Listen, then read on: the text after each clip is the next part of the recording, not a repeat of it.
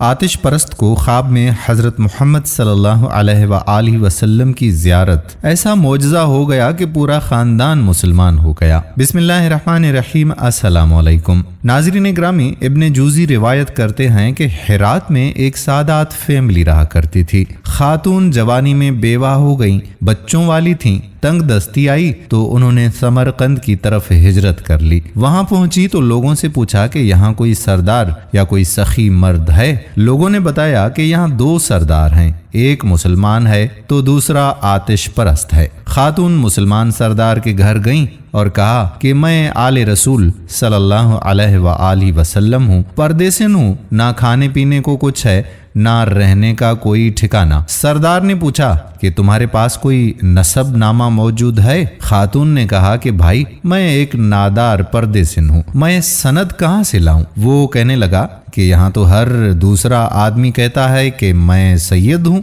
آل رسول ہوں۔ یہ جواب سن کر خاتون وہاں سے نکلیں، مجوسی سردار کے پاس گئیں، وہاں اپنا تعارف کروایا۔ اس نے فوراً اپنی بیگم کو ان کے ہمراہ بھیجا کہ جاؤ ان بچیوں کو لے کر آؤ، رات سرد ہے۔ خاتون اور ان کی بچیوں کو کھانا کھلا کر مہمان خانے میں سونے کے لیے جگہ دیتی گئی۔ اسی رات کو مسلمان سردار نے خواب دیکھا کہ رسول اللہ صلی اللہ علیہ وآلہ وسلم جنت میں سونے سے بنے ایک خوبصورت محل کے دروازے پر کھڑے ہیں۔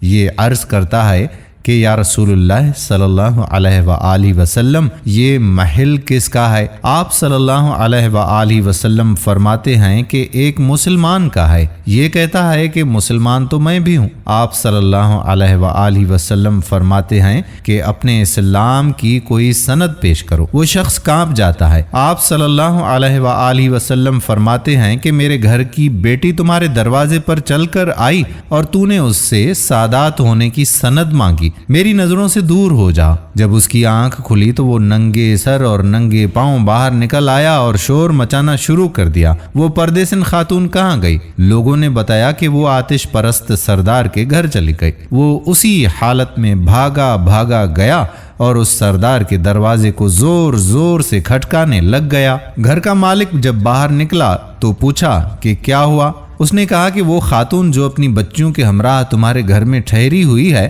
مجھے دے دو، وہ میرے مہمان ہیں۔ مجوسی سردار کہنے لگا کہ نہیں جناب، وہ میرے مہمان ہیں، آپ کو نہیں دے سکتا۔ اس نے کہا کہ مجھ سے 300 دینار لے لو، انہیں میرا مہمان بننے دو۔ مجوسی سردار کی آنکھوں میں آنسو ابھر آئے، کہنے لگا کہ بھائی میں نے بن دیکھے سودا کیا تھا، اب تو دیکھ چکا ہوں، اب میں تمہیں کیسے واپس کر دوں؟ میں نے خواب دیکھا ہے کہ جنت کے دروازے پر اللہ کے نبی صلی اللہ علیہ وآلہ وسلم کھڑے تھے، تجھے کہا جا رہا تھا کہ دور ہو جا۔ اس کے بعد رسول خدا صلی اللہ علیہ وآلہ وسلم میری طرف متوجہ ہوئے اور فرمانے لگے کہ تو نے میری بیٹی کو کھانا اور ٹھکانہ دیا اور تیرا سارا خاندان بخش دیے گئے ہیں۔ سب کے لیے اللہ تعالیٰ نے جنت کا فیصلہ کر دیا ہے۔ آنکھ کھلتے ہی میں ایمان لا چکا ہوں اور میرا سارا خاندان کلمہ پڑھ چکا ہے۔ ہم وہ دولت کبھی آپ کو واپس نہیں کریں گے۔ دوستو، ہم امید کرتے ہیں کہ ہماری آج کی یہ ویڈیو آپ کو پسند ضرور آئی ہوگی۔